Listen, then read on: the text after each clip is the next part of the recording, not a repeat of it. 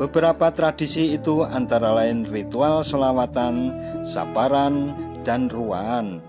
Di saat tradisi itu digelar, banyak masyarakat luar Jogja tertarik untuk mengikuti tradisi itu.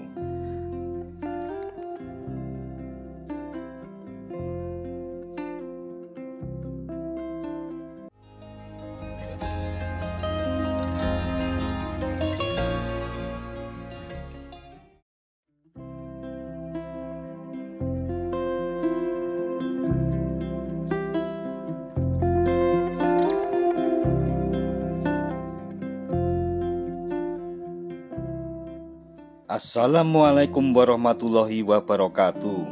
Mitra DMTV, selain dikenal dengan kota budaya yang kaya akan tradisi budayanya, kota Yogyakarta juga banyak memiliki peninggalan-peninggalan budaya yang masih lestari hingga kini, dan salah satunya adalah Masjid Patok Negoro. Masjid Patok Negara atau Penanda Negara adalah status untuk 5 masjid selain Masjid Agung yang dikelola dan dibina oleh pihak Keraton Ngayogyakarta Hadiningrat sebagai pembina keimanan warga Yogyakarta sekaligus membantu pelaksanaan upacara-upacara keagamaan keraton. 4 Masjid Patok Negara bertempat di 4 penjuru mata angin sekaligus menjadi penanda batas wilayah Kutonegoro dan dibangun pada masa pemerintahan Sultan Hamengkubuwono ke-1. 1 masjid lainnya berada di Wonokromo, Bantul, di dekat bekas Keraton Pleret dan Kerto. Konsep 4+1 ini menjadi perlambang konsep sedulur papat limo pancer yang merupakan simbol perlindungan bagi eksistensi keraton.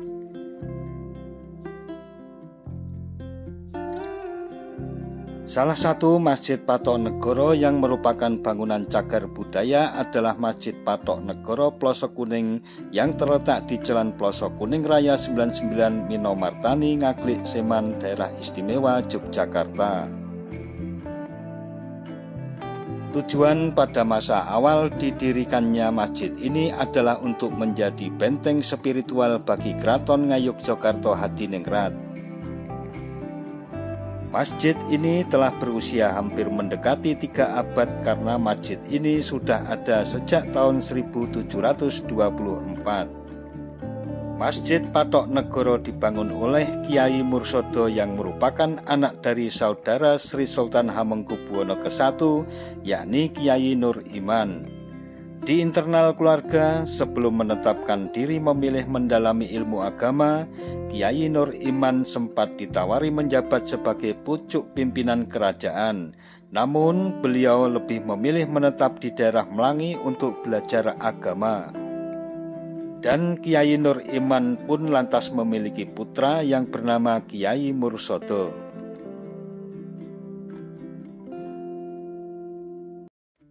Adapun sejarah pemberian nama Plosok Kuning pada masjid ini diambil secara spontan.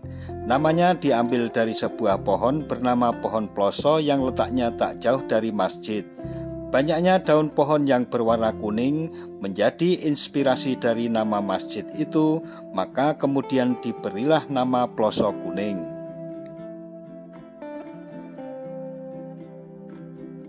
Selain itu, pemberian nama Patok Negoro dikarenakan imam-imam yang diberi wewenang menjaga masjid pada waktu itu juga mempunyai tugas penting sebagai penasihat kerajaan.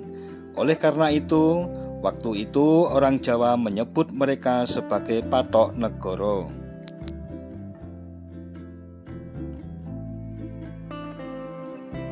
Masjid Plosok Kuning merupakan satu-satunya masjid Patok Negoro yang masih tampak utuh keaslian bangunannya sejak awal pendiriannya. Hanya ada beberapa elemen bangunan saja yang diganti, yakni lantai plesteran dan atap. Pada tahun 1956, atap masjid diganti dari atap sirap menjadi genteng. Lalu pada tahun 1976, lantai plesteran direnovasi menjadi lantai tegel. Masjid ini berdiri di atas lahan seluas sekitar 3.000 meter persegi dan di kanan kiri bangunan inti masjid terdapat makam, kolam, dan sekolah TK. Arsitektur bangunan masjid sekitar 80% masih asli seperti saat didirikan ratusan tahun silam. Dilihat sekilas, arsitekturnya merupakan miniatur dari Masjid Gede Kauman.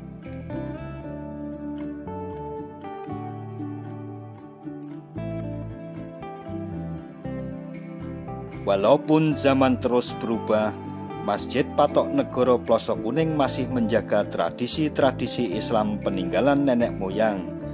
Beberapa tradisi itu antara lain ritual selawatan, saparan, dan ruaan. Di saat tradisi itu digelar, banyak masyarakat luar Jogja tertarik untuk mengikuti tradisi itu.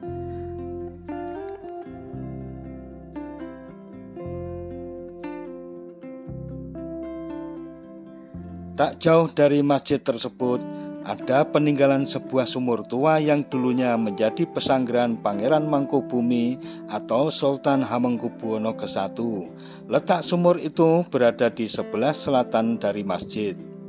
Pesanggrahan itu dulunya merupakan tempat peristirahatan atau tempat menginap yang dimiliki keraton. Kata pesanggrahan sendiri umum digunakan pada dokumen-dokumen peninggalan Belanda untuk mendeskripsikan tempat tersebut.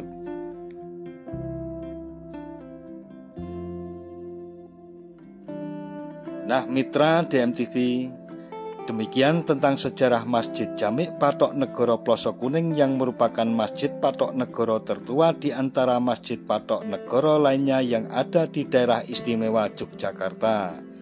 Jangan lupa dukung channel ini dengan cara subscribe serta tekan tombol loncengnya agar tidak ketinggalan dengan video-video terbaru dari DMTV. Sekian dan wassalamualaikum warahmatullahi wabarakatuh.